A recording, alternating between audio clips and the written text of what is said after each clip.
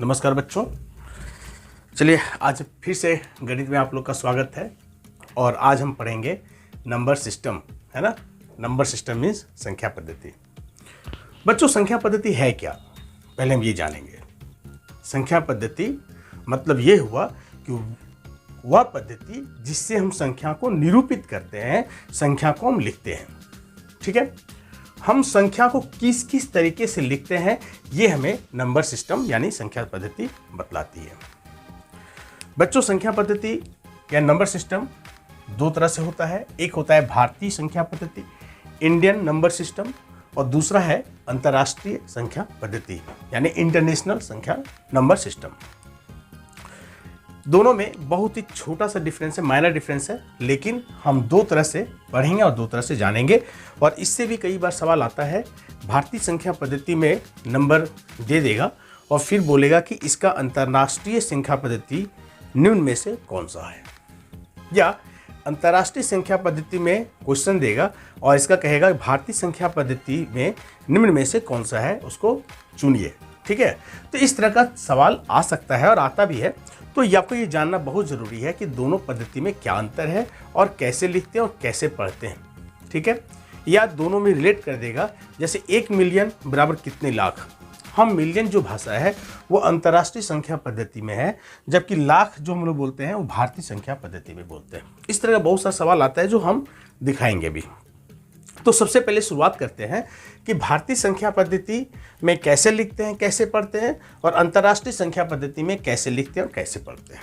ठीक है, चलिए पहले हम यहाँ शुरू करें कि भारतीय संख्या पद्धति में आप लोग जानते भी होंगे, हम लोग पढ़ते हैं इकाई, दहाई, सैकड़ा, हजार, 10,000, 10 लाख, 10 लाख, करोड़, 10 करोड़, अरब, खरब, ऐसे पढ़ते हैं। ठीक है, इंग्लिश में इसी को बोलते हैं इकाई को यूनिट्स, दहाई को टेंस, फिर सैकड़ा को हंड्रेड्स, थाउजेंड्स, 10,000। मतलब देखा जाए तो यहाँ तक तो सेम ही है।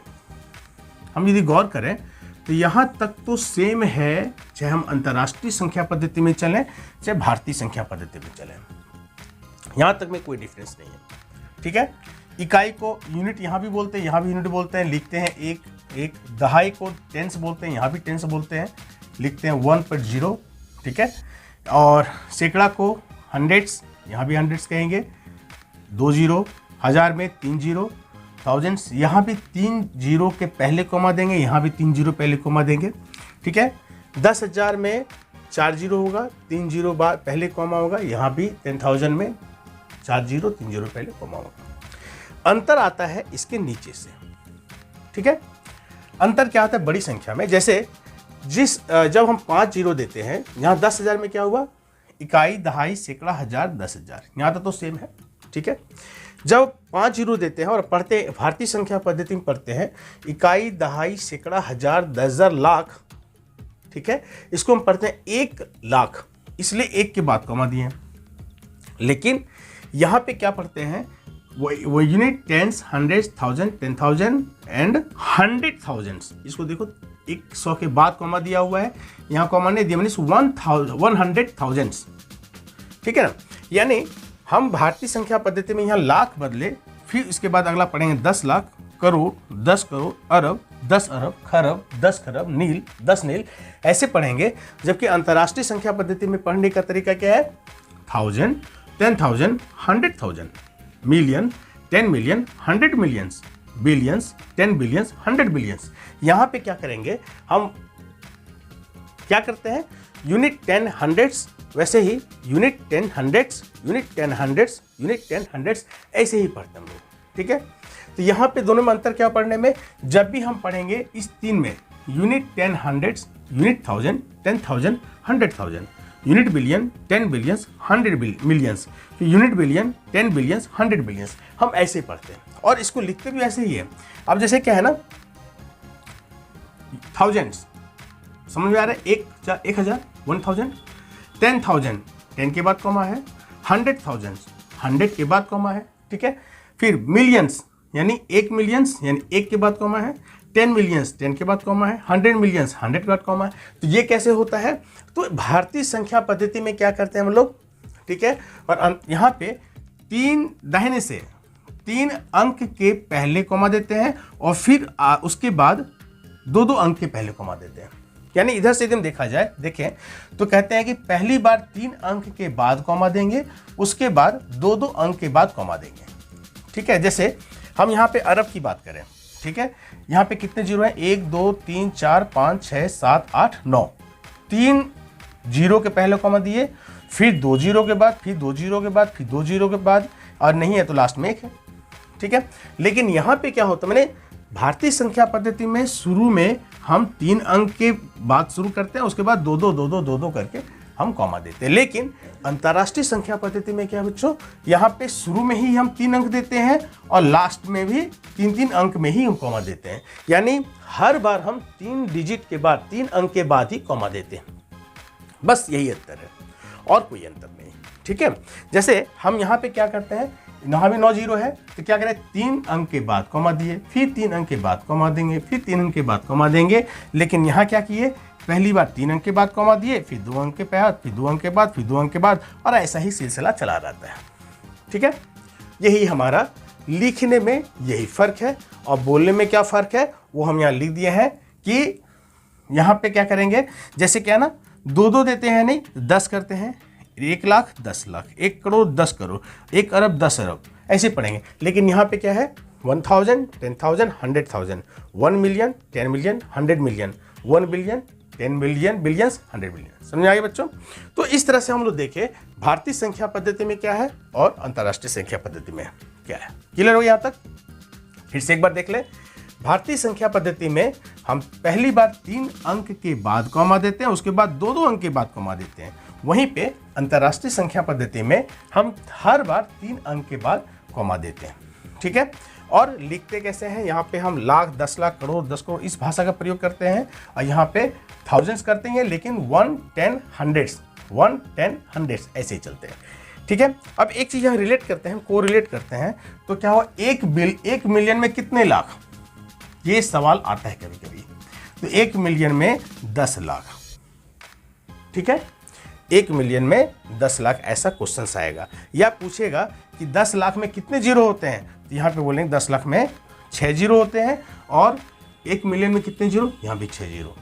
कभी भी कंफ्यूज नहीं करना है बच्चों कि मिलियन मीन्स लाख होता है, ये कभी नहीं कंफ्यूज करेंगे, क्योंकि मिलियंस मतलब 10 लाख। ठीक है, ये चीज़ कंफ्यूज नहीं करेंगे और ये जानना जरूरी था। ठीक है, तो ये था हमारा संख्या पद्धति, यानी भारतीय संख्या पद्धति और अंतर्राष्ट्रीय संख्या पद्धति, इंडियन नंबर सिस्टम और इंटरनेशनल नंबर सिस्टम। क्लियर है? हम समझते हैं यहाँ तक किसी को दिक्कत नहीं होना चाहिए। चलिए, उसके बाद अब हम पढ़ेंगे संख्या के प्रकार। ये था हमारी संख्या पद्धति कि संख्या को हम जब भी लिखेंगे तो हम कितने तरीके से लिख सकते हैं और कितने तरीके से पढ़ेंगे। ठीक है, अब इस पर एक सवाल हम देखते हैं। सवाल क्या होगा, जैसे दे देगा 2 4 4 6 7 8, इसका है ना, इसका अंतर्राष्ट्रीय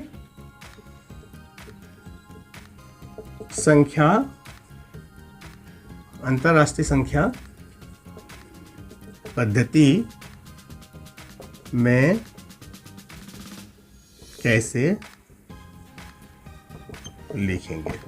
ठीक है, ए नंबर ऑप्शन दे देगा 2 4 4 6 7 8, बी नंबर दे देगा 2 4, ठीक है,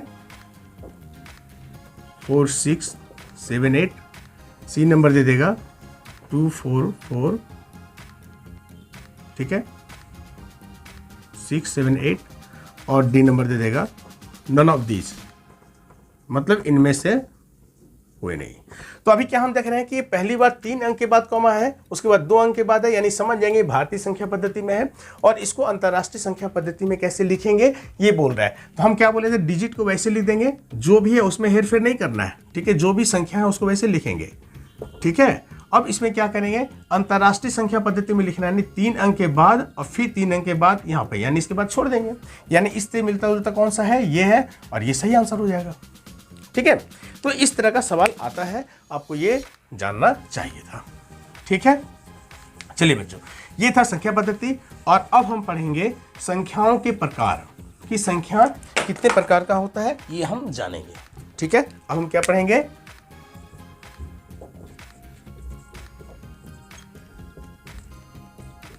संख्याओं के प्रकार।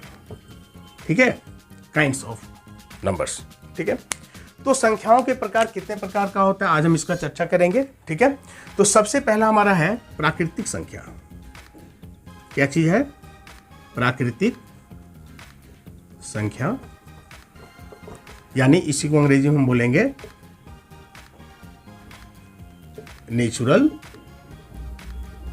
नंबर। ठीक है, तो प्राकृतिक संख्या किसको बोलते हैं बच्चों? प्राकृतिक संख्या कहते हैं गिनती की संख्या को प्राकृतिक संख्या कहते हैं। क्या कहते हैं? गिनती की संख्या को। ठीक है, अब गिनती की संख्या को प्राकृतिक संख्या कहते हैं, इसका क्या मतलब हुआ? गिनती की संख्या को प्राकृतिक संख्या कहते हैं, इसका यह मतलब हुआ कि हम कभी भी कोई चीज की गिनती शुरू करते हैं तो कहां से करते हैं, यह जानना जरूरी है। ठीक है, कभी भी कोई चीज़ हम गिनती शुरू करते हैं कहाँ से? जैसे मान ले, सपोज दैट हम बोलते हैं कितनी उंगलियां हैं, हमारे हाथ में कितनी उंगलियां हैं, तो क्या बोलेंगे इसको? हम कैसे गिनते हैं? 1 2 3 4 5 ऐसे कहते हैं। कभी कहते हैं 0 1 2 3 4 4 उंगली, ऐसा बोलते हैं क्या? नहीं, हम जब भी गिनती करते हैं तो 1 से शुरू करते हैं, है ना? या कितनी टॉफी है, तुम्हारे पॉकेट में कितनी टॉफी है, तो क्या बोलेंगे? 1 2 3 ऐसे गिनते हैं। यानी हम जब भी गिनती शुरू करते हैं तो शुरू करते हैं 1 से, है ना? तो इसको हम बोलेंगे गिनती की संख्या। 1 2 3 4 5 6 7 इस तरह की जितनी संख्या होगी वो कहलाती है गिनती की संख्या, यानी प्राकृतिक संख्या। क्लियर है? और ये कहाँ तक जाएगा बच्चों? ये जाएगा अनंत तक। अनंत मतलब जिसका कोई अंत नहीं है, इन्फिनिटी, है ना? तो 1 से शुरू होकर के अंत तक, अनंत तक जिसका अंत नहीं है, वैसी संख्याओं को हम बोलते हैं प्राकृतिक संख्या। समझ आ गई? चले, इसमें 0 नहीं है, हम गिनती की संख्या बोल रहे हैं, यानी 1 से शुरू होने वाली। अब हम चलते हैं दूसरा है पूर्ण संख्या। एक चीज और हम बोलना चाह रहे थे, हम बोल रहे थे इस कभी कभी ऐसा क्वेश्चन आया है, इसको प्राकृतिक संख्या को हिंदू अरबिक संख्या भी कहते हैं, हिंदू अरबिक नंबर भी कहते हैं।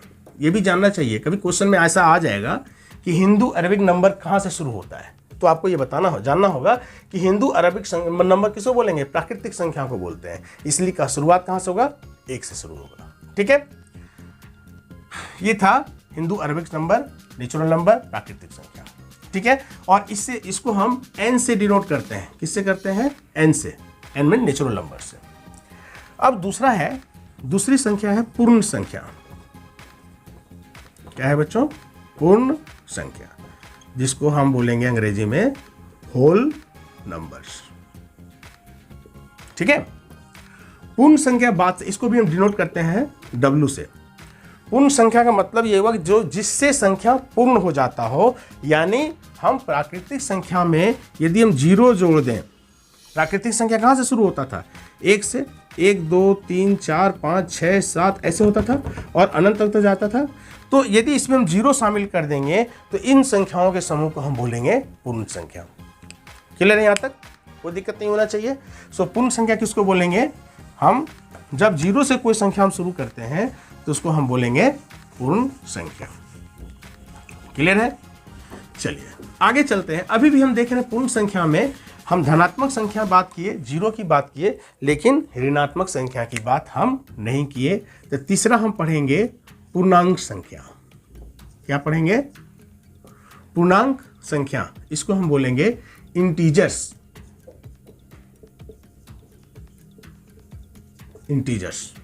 ठीक है, तीसरा है पूर्णांक संख्या। पूर्णांक संख्या किसको बोलते हैं? तो कहते हैं कि हम पूर्ण संख्या में, या हम ऐसा कहें कि प्राकृतिक संख्या में, ठीक है, हम 0 को शामिल करेंगे और साथ ही साथ हम -1, -2, -3, -4 मतलब एक एक घटाते हुए चले जाएंगे। हम इसको भी शामिल कर देंगे और कहाँ तक जाएगा? ये भी अनंत तक। ऋणात्मक में अनंत तक। तो इन संख्याओं के समूह को हम बोलेंगे इंटीजर्स यानी पूर्णांक संख्या। क्लियर है बच्चों? मतलब क्या हुआ, ये माइनस में जितनी संख्या है इसको हम बोलते हैं ऋणात्मक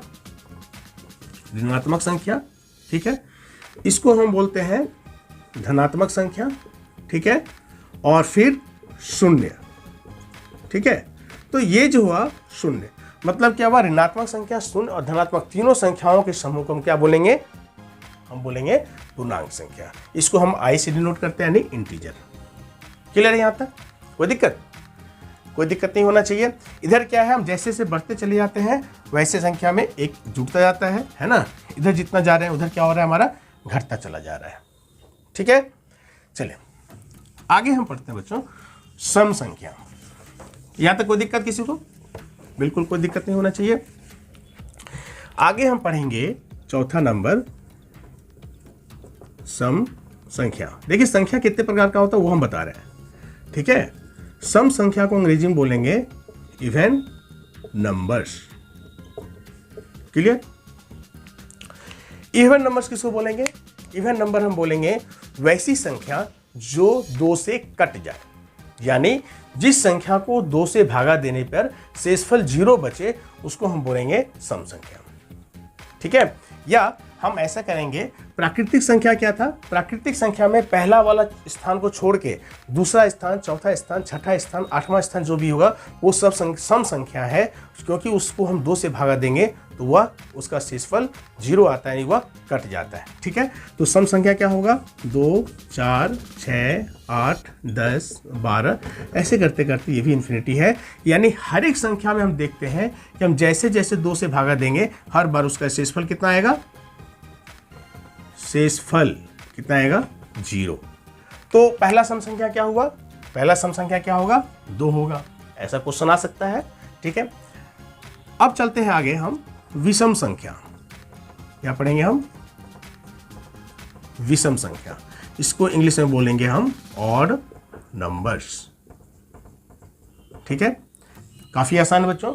इसमें बोलेंगे वैसी संख्या जिसको 2 से भागा देने पर शेषफल 1 बच जाए उसको हम बोलेंगे विषम संख्या। जैसे प्राकृतिक संख्या में हम पहला स्थान से लेंगे और एक एक छोड़ के हम जितनी संख्या है सबको ले लेंगे तो विषम संख्या। जैसे पहला संख्या क्या था, 1, फिर एक छोड़ के लेंगे, 2 छोड़ के 3, फिर एक छोड़ेंगे 5, 7, 9, 11, 13, 15।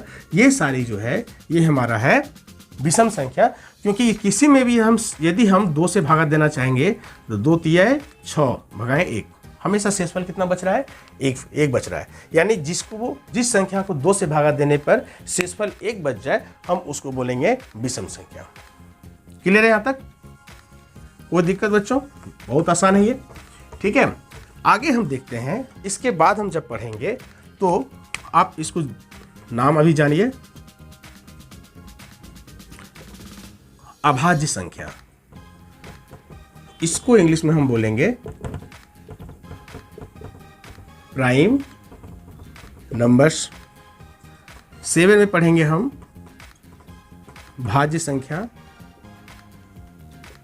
इसको हम बोलेंगे कंपोजिट नंबर। फिर हम 8 में पढ़ेंगे सह अभाज्य संख्या,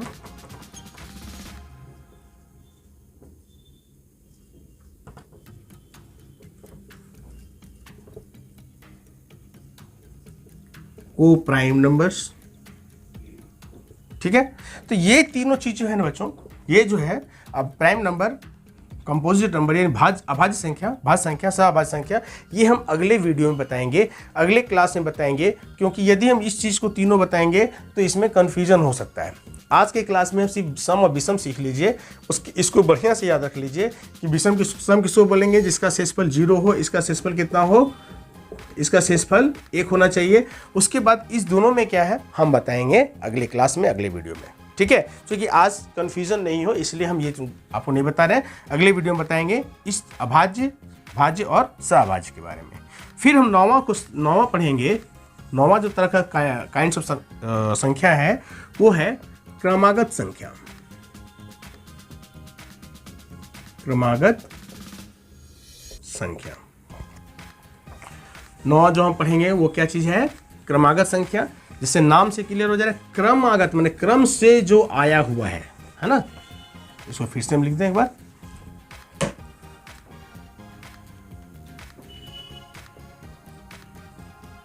ठीक है, क्रमागत संख्या। इसको हम बोलेंगे इंग्लिश में कंजिक्यूटिव नंबर्स, ठीक है। क्रम और आगत, नाम से ही पता चल रहा है, क्रम और आगत यानी जो क्रम से आया हो, जो किसी नियम से आया हो, जो किसी क्रम या नियम में आया हो, वैसी संख्याओं को हम बोलेंगे क्रमागत संख्या, ठीक है। जैसे हम लिखते हैं यदि 1 4 7, ठीक है, फिर लेंगे 10, तो हम इसके बाद अगला हम जान जाते हैं कि आगे कौन सा संख्या आएगा, ये हम जानते हैं कैसे। 1 में 3 जोड़ेंगे तो 4 होगा, 4 में 3 जोड़ेंगे तो 7 आया, 7 में 3 जोड़ेंगे 10 आएगा।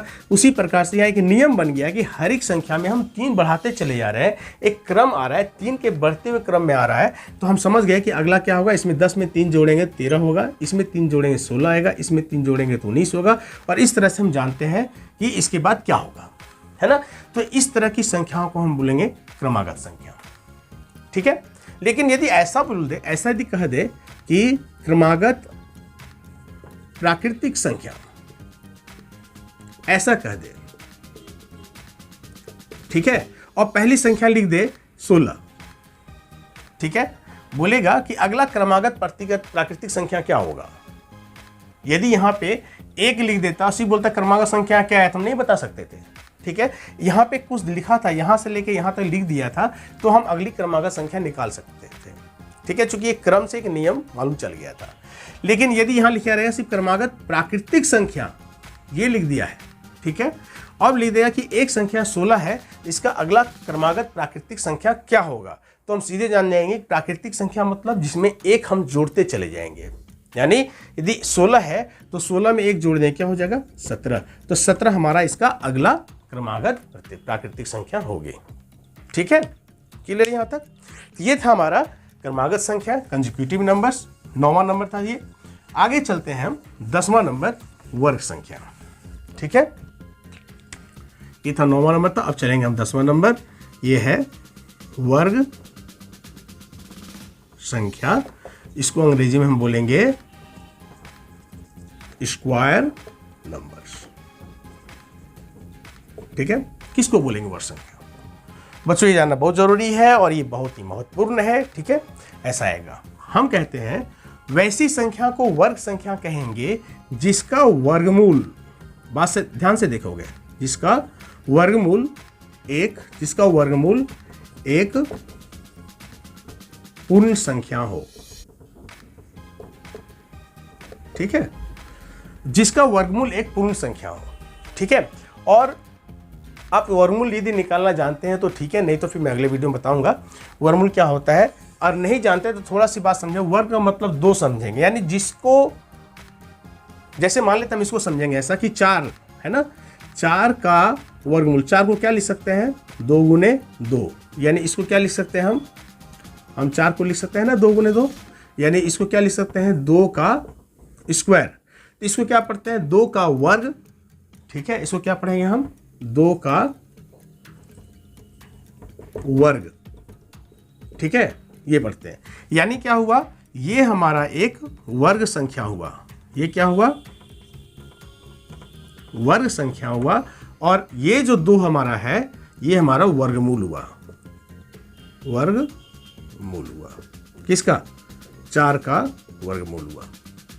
4 का वर्गमूल यानी हम क्या है ना, यदि किसी वर्गमूल जो है उसको उसी से गुना कर देंगे तो वर्ग संख्या निकल जाएगा। बात है समझ में, किसी भी वर्गमूल वाली संख्या को यदि उसी से हम गुना कर देंगे तो एक वर्ग संख्या निकल जाएगा, ठीक है। ये सभी संख्याओं का वर्गमूल नहीं निकलता है पूर्णांक के रूप में। जैसे मान लेते हैं हम 6 का लेंगे या 5 का लेते हैं, तो 5 को हम किससे गुना करेंगे, उसी संख्या से जो निकल जाएगा वर्गमूल, नहीं निकलेगा। 5 का कोई वर्गमूल संख्या नहीं निकलेगा, 5 का वर्गमूल एक पूर्ण संख्या नहीं है, है ना। 5 का वर्गमूल एक पूर्ण संख्या नहीं है, इसलिए 5 एक वर्ग संख्या नहीं है, वर्ग संख्या नहीं है। ठीक है, यानी हम समझ गए कि जिस संख्या का वर्गमूल एक क्या हो, पूर्ण संख्या हो, वही संख्या हमारा क्या कहलाएगा, वर्ग संख्या। एक पूर्ण संख्या होना चाहिए। क्लियर है यहाँ तक? जैसे फिर हम एक लेते हैं, दूसरा और उदाहरण लेते हैं कि हम चलेंगे तो हम कैसे निकाल लेंगे, हम जितने भी प्राकृतिक संख्या है उसको हम स्क्वायर निकालेंगे तो हमारा क्या निकल जाएगा, वर्ग संख्या। जैसे 2 का हम 2 से गुना करेंगे 4, ये हमारा एक वर्गमूल है, वर्ग संख्या है। 3 को 3 से गुना करेंगे 9, 4 को 4 से गुना करेंगे 16, 5 को 5 से गुना करेंगे 25, यानी वर्ग संख्या क्या हुआ, वर्ग संख्या हमारा हो जाएगा, ये सारी संख्या जो है ये हमारा हो जाएगा वर्ग संख्या हो जाएगा। क्लियर है, समझ आ रही बात को? यानी इसका यदि हम उदाहरण लेंगे तो क्या होगा, ऐसा उदाहरण में वर्ग संख्या क्या होगा, 4, ठीक है, 9, 16, 25, 36, 49, 64, इस तरह की संख्याओं जो है वो वर्ग संख्या का उदाहरण है। क्लियर है यहाँ तक? ठीक है, चलिए बच्चों, अब हम अंतिम संख्या पढ़ेंगे संख्या के प्रकार में, वो है 11 नंबर में, वो है घन संख्या। वो क्या है, घन संख्या। इसको बोलेंगे क्यूब नंबर्स। ठीक है, घन संख्या किसको बोलेंगे, ठीक वर्ग संख्या की तरह बोलेंगे जिस संख्या का घनमूल, घनमूल क्या हो, एक पूर्ण संख्या हो। ठीक है, जिस संख्या का घनमूल एक पूर्ण संख्या हो वैसी संख्या को हम बोलेंगे घन संख्या। ठीक है, जैसे हम यदि बात करें 8, ठीक है, 27, 64, ये सारी संख्याएं जो है ना ये हमारा घन संख्या है। कैसे, जैसे 8 को क्या लिख सकते हैं, 8 को लिखते हैं 2 गुने 2 गुने 2, यानी 2 का घन। ठीक है, ये हमारा हो गया घनमूल, ये क्या हो गया, घनमूल हो गया, और ये क्या हुआ, हमारा घन संख्या हो गया। ठीक है बच्चों, उसी प्रकार से हम देखेंगे 27 को क्या लिख सकते हैं, 27 को लिखेंगे 3 गुने 3 गुने 3, 3 3 9 9 3 27, यानी 3 का घन। ठीक है, फिर 64 क्या लिखेंगे, 4 4 16, 16 4 64। ठीक है, तो इस तरह से हम समझ में आ रहा है हमको कि घन संख्या किसको बोलेंगे, वैसी संख्या जिसका घनमूल एक पूर्ण संख्या हो। हम इसका घनमूल क्या है, एक पूर्ण संख्या है, 2 एक पूर्ण संख्या है, 3 एक पूर्ण संख्या है, 4 एक पूर्ण संख्या है ना। तो हम इस तरह से सीखे बच्चों, आज हम सीखे संख्याओं के प्रकार, संख्या कितने प्रकार का होता है ना, जिसमें हम अभाज्य संख्या, भाज्य संख्या और सअभाज्य संख्या, एक और है हम बताएंगे जुड़वा अभाज्य संख्या, जो हम अगले वीडियो में बताएंगे, अगले क्लास में बताएंगे। ठीक है, और इसको आप लोग बढ़िया से समझ लेंगे तो अगला क्लास जो है उसको समझने में और आसानी होगा। ठीक है, क्योंकि अभाज्य जब पढ़ाएंगे वहाँ सम का और विषम का भी हम चर्चा करेंगे। ठीक है, वहाँ प्राकृतिक संख्या हम चर्चा करेंगे, इसलिए इसको आप बढ़िया से कॉपी में लिख लोगे और इसको याद करोगे। और आज का क्लास हम यहीं समाप्त करते हैं बच्चों। ठीक है, उम्मीद है आपको सभी तरह का संख्या समझ में आ गया होगा, है ना। और अगले क्लास में हम बताएंगे अंक के बारे में, अंकों का मान। ठीक है, अंकों का मान कैसे है, वास्तविक मान क्या होता है, स्थानीय मान क्या होता है, ये सब हम बताएंगे अगले क्लास में। ठीक है, आज हम यहीं समाप्त करते हैं। तो बच्चों, उम्मीद है कि आपको सारी बात समझ में आ गई होगी। यह क्लास बहुत अच्छा लगा होगा, बहुत पसंद आया होगा। ठीक है, यदि आपको ये क्लास अच्छा लगा हो, पसंद आया होगा, तो आप इस मेरे चैनल को आप बिल्कुल सब्सक्राइब, लाइक और शेयर जरूर करें, ताकि हमारे वीडियो से और भी बच्चे लाभान्वित हो सके और भी सीख सकें। ठीक है, ये बच्चों, तब तक आज हम यही समाप्त करते हैं और फिर मिलते हैं हम अगली क्लास में। जय हिंद।